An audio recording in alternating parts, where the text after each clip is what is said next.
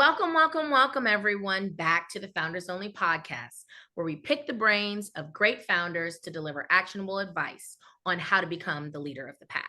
Today, I am so thrilled to welcome Amber Milts. Amber is the visionary co-founder of Billions, a real estate team operations platform launched in December 2020. Before founding Billions, Amber scaled support in a billion-dollar plus company, built partner programs through major M&A activities, and led resource management and GTM operations. Welcome, Amber. Thank you for coming on board today. Thank you so much for having me. Awesome. So let's just jump right in, Amber. And can you tell us a little bit about your journey of how you became the co-founder of Billions? Yeah, of course. It's an interesting journey. I actually started my career in nonprofit and government. My degree is in political science, which I'm not using at all. But I moved to San Francisco in 2012 and spent the last little over a decade working in large enterprise technology companies. A couple notable names: Viva, which is in the life sciences space, Okta, and most recently DocuSign. I knew when I was at DocuSign that eventually I wanted to either go to a really small startup or found a company. I wasn't quite sure what that looked like. But after I left there, I decided to take a little time off and ended up starting a fractional operations consulting firm, just very organically because people were asking if I was looking for a job. And so I met Andrew, who's my co-founder, through that consulting business. He was looking for some technical help. And so it was very apparent at the beginning, meeting each other, that we had very complementary skills. He's a former real estate agent, very knowledgeable about sales and marketing. I always say I'm not the sales guy, so don't ask me to pitch you from a sales perspective. And I focus more on product development, customer success, and operations. We both actually came from an operations background and were hyper focused on creating efficiencies and helping others scale their business. And so that's where we really came together. And Andrew had the idea for Billions when he was actually running a real estate team in the DC area, out of Virginia. And they had used a ton of tools that weren't really working for them. And he came up with the idea of potentially building something. And so he engaged with Salesforce to build on their platform and really built a product that's focused on large transaction volume real estate teams, and built a beta product in 2022. And we now have a couple hundred users just coming out of that beta. And they're across the country, top brokerages and real estate teams of varying sizes from 5 to over 100 people. Totally cool. Okay, so that's interesting that you all built this on top of the Salesforce platform. Can you talk a little bit about how that decision was made? Yeah, it's an interesting approach. Viva did the same thing when I was there. Their CRM is built on Salesforce, so I've been in that ecosystem for a while. There's some pros and cons, right? So the biggest con is Salesforce takes a cut of your revenue. Um, the biggest pro, though, is especially if you're non-technical, which Andrew wasn't when he was conceptualizing this, or you want speed to market, building on top of Salesforce's infrastructure is very beneficial. The other thing that's sort of a benefit that we realized later is that because of how large Salesforce is, almost everyone's building an integration that plays nice with Salesforce, or directly integrates with Salesforce because they're so prevalent in the market. Sure. And so for us, that means we don't actually have to invest in that. And also, for example, if you saw any of the announcements from Salesforce in the last 6 months, they have 75 plus AI products. Well, our customers get to use those without us actually having to develop those ourselves. Mm-hmm. So there's a cost benefit on that side and from an infrastructure side. And it's actually strengthened our partner ecosystem that most of the people we're looking to partner with already have Salesforce integration. So we don't have to invest in them. Thank you. That is definitely helpful for our listeners, especially those in the SaaS space, to kind of hear those pros and cons as they're making a decision to maybe build a new product. Mhm. So with the background that you have, that and by the way, as you just ran down the complementary skills between you and Andrew, I mean, that really does sound like a match made in heaven. That you all kind of hit all the different functional areas of the business between you all's kind of strengths. So Yeah, that's yeah, pretty amazing that that you were able to come up with that. I think that's what we're all looking for when we're looking for a partner, someone who's going to like perfectly balance that. That we've got the whole kind of functional parts of the business, you know, ready to go and accountable to someone in the partner within the partnership. So yeah. as with the background that you have and working with other SaaS platforms, big and small at this point, what are some of the top challenges that you've seen these companies face? And how do you advise them, or how would you advise similar businesses to solve those challenges? Yeah, I think there's a lot of challenges, right? And you can talk a lot about like the fundraising market, and I think everyone's hyper aware of that. I think for us, there's a lot of technology, and especially with announcements around ChatGPT and AI, there's all these companies springing up with these really interesting solutions. And this might be unique to real estate, but I don't really think so. I think it's a pretty pervasive problem depending in a lot of different industries. But people buy these solutions, they swipe their credit card and sign up, or they buy these very expensive solutions sometimes, but they don't really see the ROI. They don't know how to use them.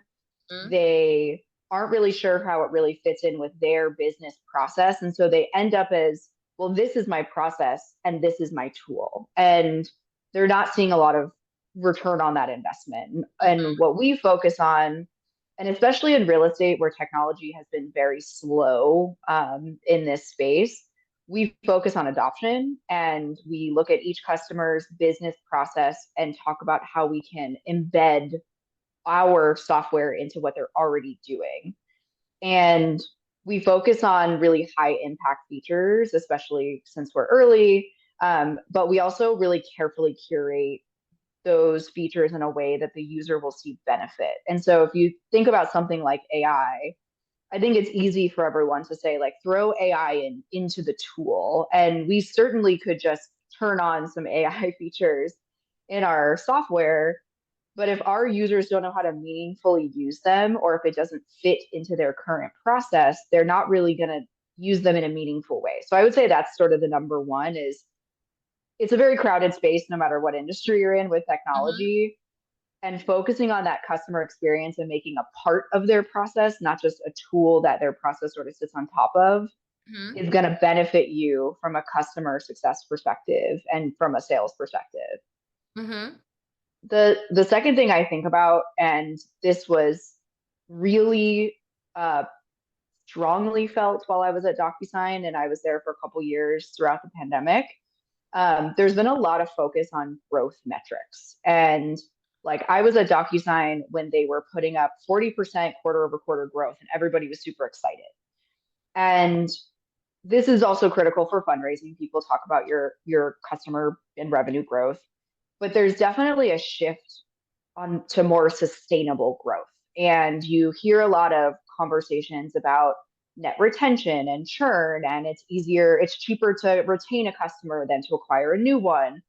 And I think that that trend is going to keep continuing. And so we've never been focused on growth at all costs.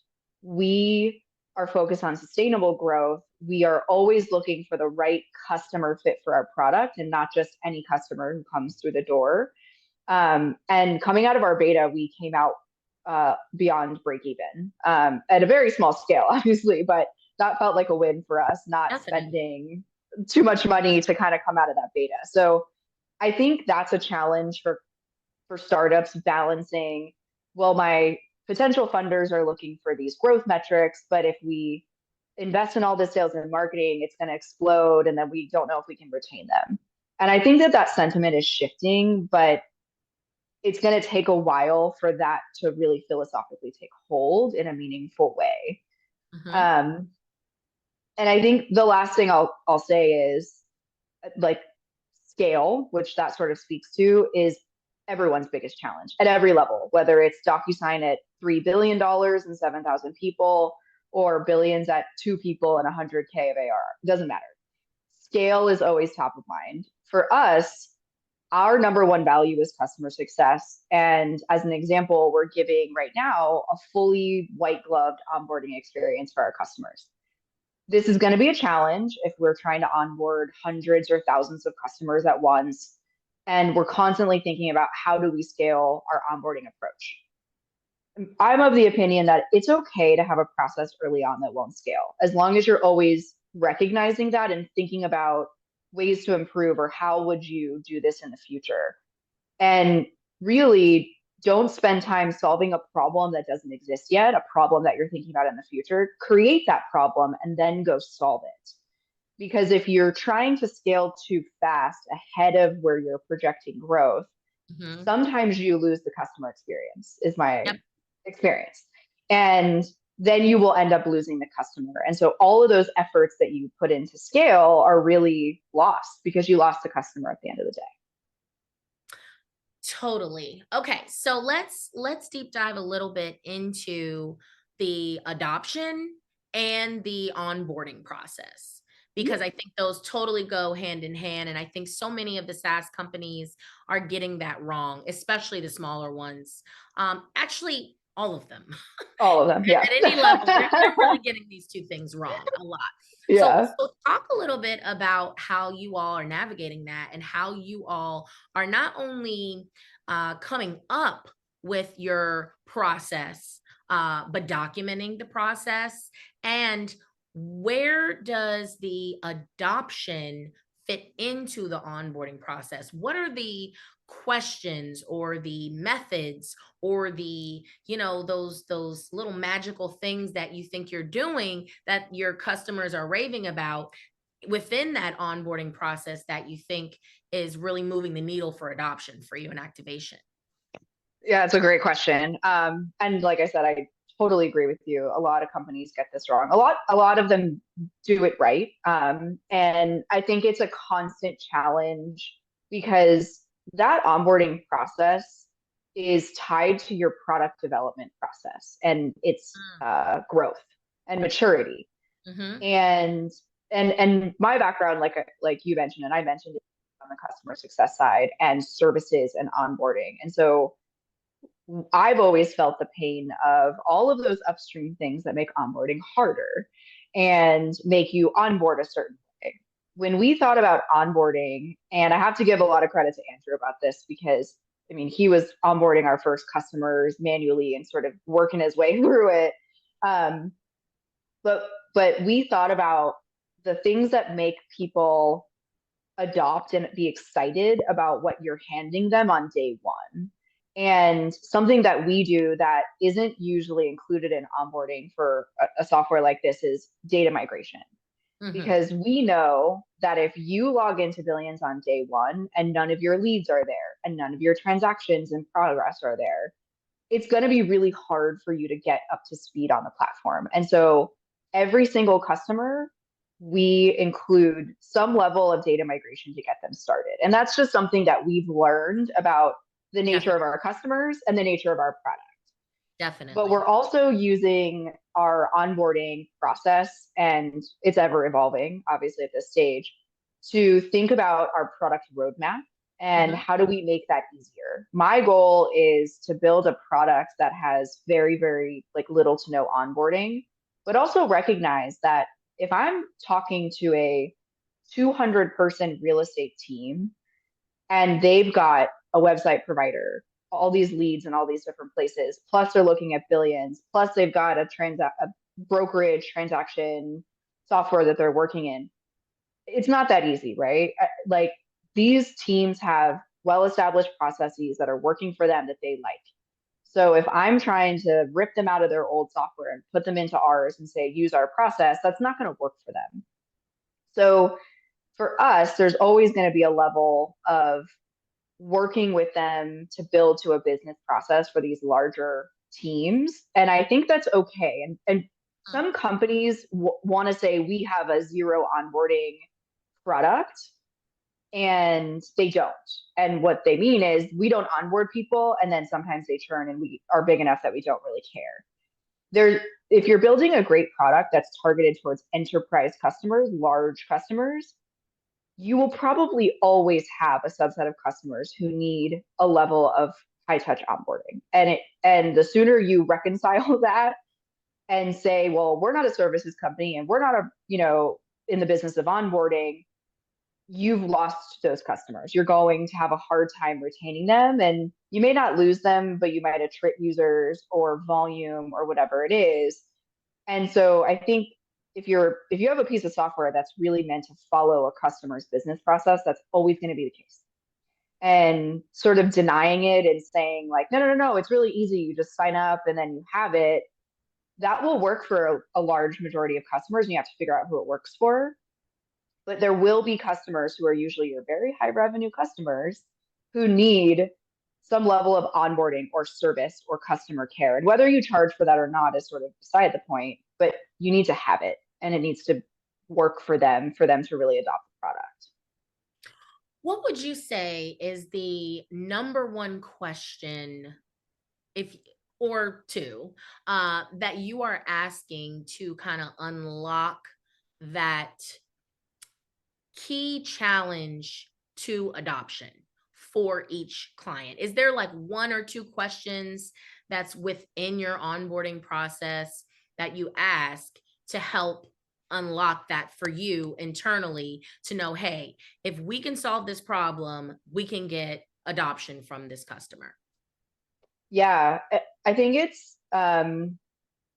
for us, we deal with a few different types of like roles within a customer, right? And we support all of them. And so if you think about a real estate team, there's like a lead agent, there's some other agents, there's like virtual assistant, appointment setter type roles, there's closer type roles. And so what we do is we in the sales cycle, which by the way, your onboarding starts in your sales cycle. Yes. Mention that, please. We Yes, if you are thinking about onboarding from the time that deal closes, you are behind. Yes. And so what we've incorporated in our sales process is a lot of questions, right? What are your current systems? Why are you even talking to us? What's the problem you're trying to solve today? And can we solve that for you? So that's embedded in the sales cycle and then moves into onboarding. And so then when I talk to a customer, I know, oh, they're appointment setters. They're handling so much volume, but not really seeing a good conversion rate. So that means we need to look at where their leads are coming from and highlight for them, this is where you should be putting your money because those leads convert. And let me tell you, that sounds very basic. Real estate agents don't have that level of analytics. Absolutely. Traditionally. Absolutely. And so like, I think that root problem statement starts in the sales cycle. It's an effective sales tactic, but you have to pull it through. You have to communicate that to whoever's doing their onboarding, because especially if you have a very robust product, you could focus on 500 things, but not the one thing that they wanted to solve. Right. And so we're a small team, so we have very warm handoffs between us, but that approach has to continue for the onboarding to be effective. And we've also changed our approach in onboarding a little bit and how we talk about the product, right? If anybody knows anything about Salesforce, it's very customizable. You can make it do whatever you want. I used to work with a developer that said, given enough time and money, I could get Salesforce to make me a cup of coffee in the morning before I woke up. So everyone talks about that. What we realized, we stopped saying that in the sales cycle because they were getting very overwhelmed in onboarding, thinking about all the possibilities of how they could customize. So it's a big cycle, right? You can't start your approach to onboarding when that customer's been closed and they get handed over to onboarding. It starts in sales because sales is the one really understanding their problem. And you need to understand that in onboarding so you know what to focus on. And I feel like just like that process starts during the sales cycle, it also is like, for lack of a better word, I'm thinking of like the North Star that you just keep reminding the client about that one thing. Yes. Once they're in that onboarding process, this is that one thing you mentioned. This was the goal. This was the problem that we're setting out to solve. Remember? Yep. Yeah. The very first thing when they start onboarding that we ask them is, what does success mean to you in this process, right? Is it you had 50 things you were pulling together in a spreadsheet and now you just have a nice dashboard? Great. Let's focus on analytics and that problem.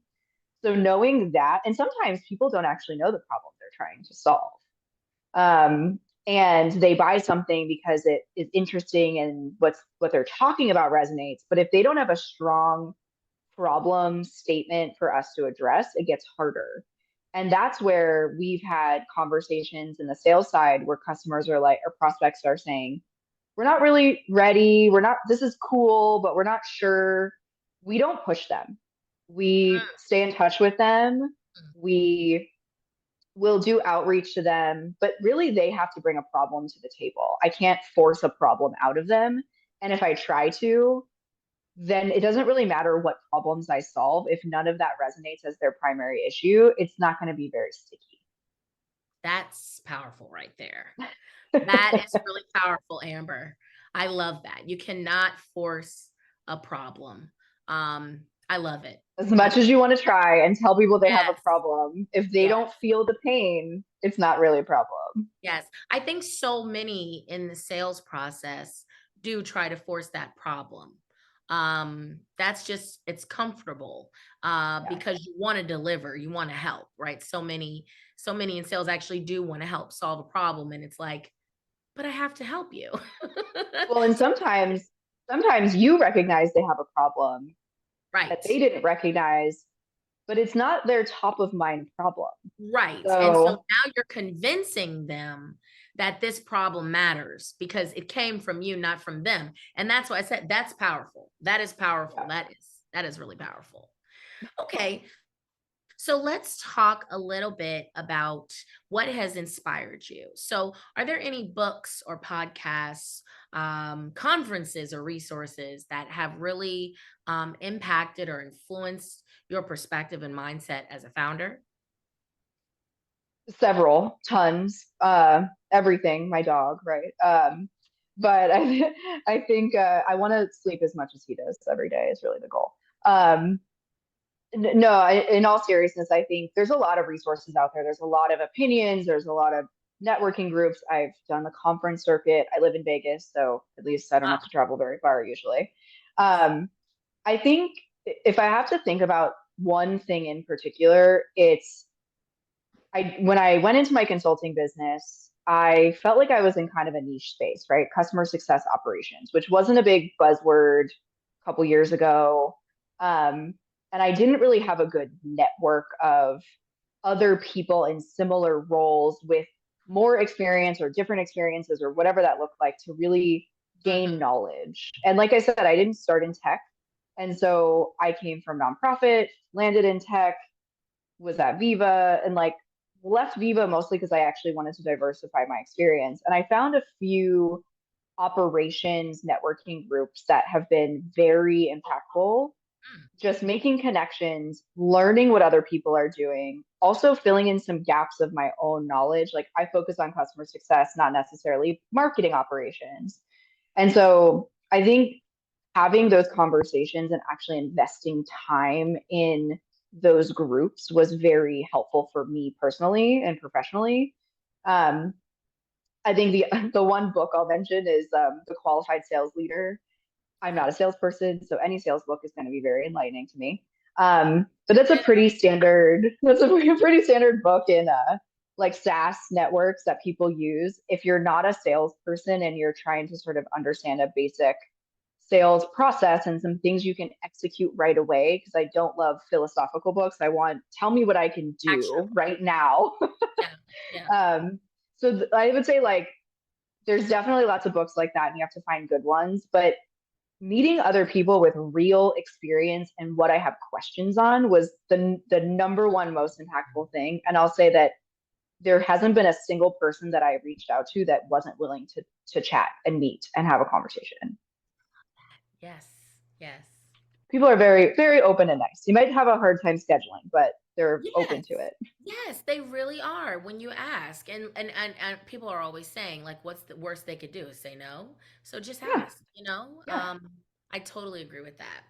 Um So, can you tell me some of the ways, you all have been doing this now for almost 4 years, right? Or 3 years? No, 3 years. Three Yeah, years. three. Yeah. Yeah. Um, what are some of the key tactics that you all have been able to leverage to drive more brand awareness, leads, in this incredibly niche group that you all have targeted that although it is incredibly niche, it is also such a saturated market for vendors. My goodness. Oh yeah. So how have you navigated that? I'm curious to see if you mention a couple things. Um, Okay, a test. All right. I think we have an advantage, right? I mentioned Andrew, my co-founder, came from real estate, has a right, great reputation, ran a huge team with Sotheby's in the DMV area. And having a partner like that who has industry experience when you work in an industry vertical like real right. estate is invaluable. And not just he's bothering his friends to be customers. Not that's not what I mean. I mean, he understands the lingo and the workflow and the pain points and the current sort of state of what's going on in this industry. And that really resonates with people. That's why he does all of our sales. Hmm. um, and that's translated for us as a business into 90% of our current book of business came from a referral, a customer or partner referral. And to me, that's a good indicator because it means our current customers and partners are happy with us. And Hmm. secondly, the sale is very fast and easy for us. It's the most ideal scenario. Definitely. Um, so I think having that partnership where you have two founders, one who's from industry and really understands that from a strategic perspective, and then you have someone on the tech and customer success side has been very effective for us. Andrew still runs a podcast that isn't a Billions podcast. It's an industry podcast where he brings on team leads. And so we're doing things like that while we're thinking about how we ramp up marketing for scale. But so far, that strategy has been very effective for us. And so we're investing marketing dollars into our partner programs and our referral programs first before we just start cold marketing because those deals, as most people know, are harder to close, they're more expensive, they take a lot longer of a cycle. And so we want to double down on this concept of this really strong referral network, which you won't get if you don't have a good product and you don't have good customer success. So, has he been able to leverage the podcast to drive some of those leads? Because I Oh, yeah. know, okay. Do you think that there are any special things that he's done or questions that he asks that you think are helpful along the way? Even if you don't give us the exact question, but maybe a hint of a question that could be repurposed in a variety of different SaaS companies, because as you mentioned, a lot of SaaS companies are now looking to leverage the podcasts to get some lead generation flow from it, and create some demand around it. So any tips to share there? I think just briefly, like building it up as a brand before you start thinking about it as a sales motion is important because Yes. that will feel very inauthentic out of the gate Yes. and you'll lose it. So I think you have to, and this is why it's not a Billions podcast. He doesn't talk about Billions or really bring it up. Some of the guests have because they're customers, which is nice. Um, but it's in a very natural way. So I'll say that, like, if you're thinking of starting a podcast for the sole purpose of lead gen, you're got to play a little bit of a long game on that one. Yeah. Yeah. In terms of questions, I mean, it comes back to what we were talking about. What problem did you have and how did you solve it? Because that's what everybody has. And they want to hear a problem that they have and they want to hear how people who are doing really well Exactly. in their industry solve it. It's Exactly. it's not rocket science, to be honest Nope. with you. Absolutely. Everyone's got an issue. They want to hear how people are solving it and they want to see people who they aspire to be that high transactional volume team or whatever it is, and they want to hear different perspectives on how that problem was solved. That's Yes. really it. Yeah, no, and thank you for sharing exactly that, because I know that there are many in the SaaS industry or in the technology industry, or just B2B in general, who may not have the ability to put on the hat of the customer or potential customer, and will definitely try to make the podcast a pure lead generation machine. And I'm glad that you said it and not me, that it will feel completely inauthentic. So Yeah. totally. People Okay, are smarter than you think, I think, in figuring that out. definitely. Definitely. What's let me ask you one more question, a follow-up on that. How about grassroots marketing? Any conferences or things? You mentioned some conferences before. Have you all leveraged that, trade shows? Because those are real popular in that industry as Yeah, we have mostly from a very grassroots perspective, meaning like we're not exhibiting, we're not sponsoring like that, if I had unlimited dollars, I would be happy to do all of those things, but we well. don't. And so we've just really started attending some of the industry conferences. So not tech conferences. We go to like real estate conferences, Right. and meet people and network that way, and then follow up with people. And it, honestly, a lot of the good connections I've made there have been with other vendors, and we've built some partnerships with those vendors, but also gotten a lot of great advice from them because they're in this space and a little bit more mature and a little older than we are. So we're dipping our toe into that. It's an expensive investment. All the things that go into either exhibiting or even just attending a conference. So we're doing it in a really diligent, careful way that we think will give us ROI. But it's been very valuable from a networking perspective for like building long term in the future.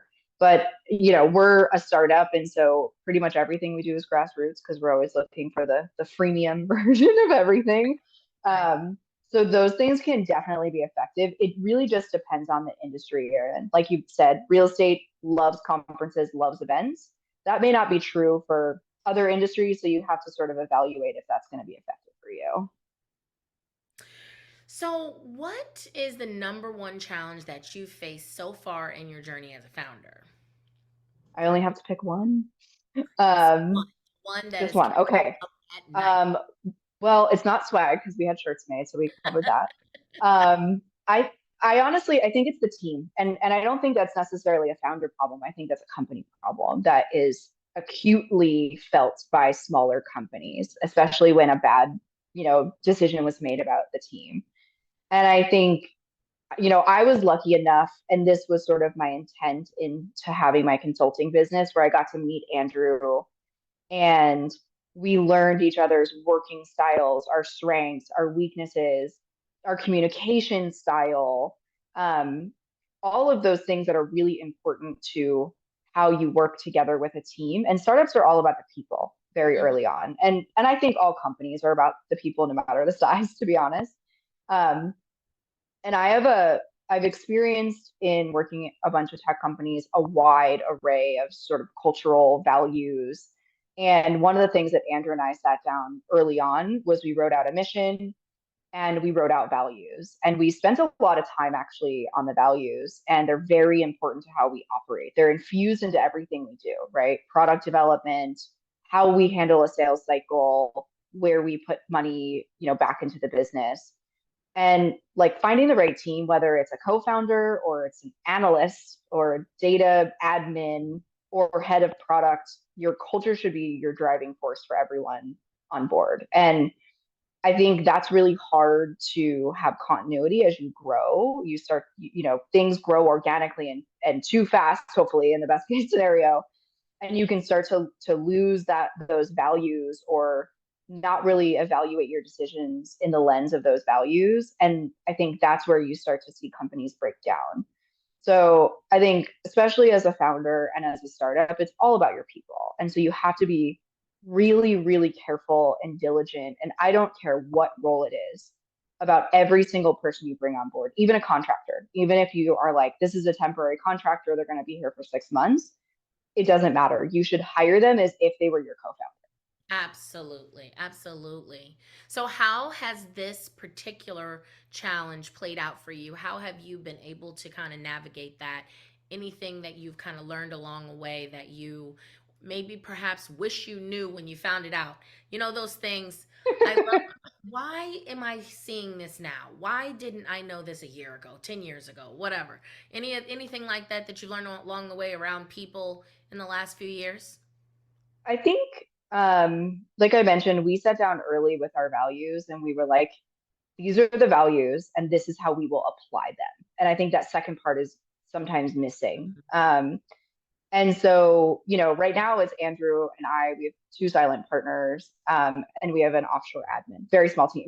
But even bringing on the admin or even when Andrew approached me about partnership, we sort of sat down and we said, like, we need to make sure that we're aligned on all of these things and the vision for the company and where we want to go. And I think even at larger companies, that gets lost. Yeah, And if you have a leader or multiple leaders who can't articulate where you want to be and how you're going to get there and the values you're going to evaluate the decisions you make to get there, it's going to be very, very hard to reach that vision. And so doing that exercise, and I think sometimes it seems like sort of, philosophical busy work to sit down and write out your values. But if you actually apply them and say, our number one value is customer success.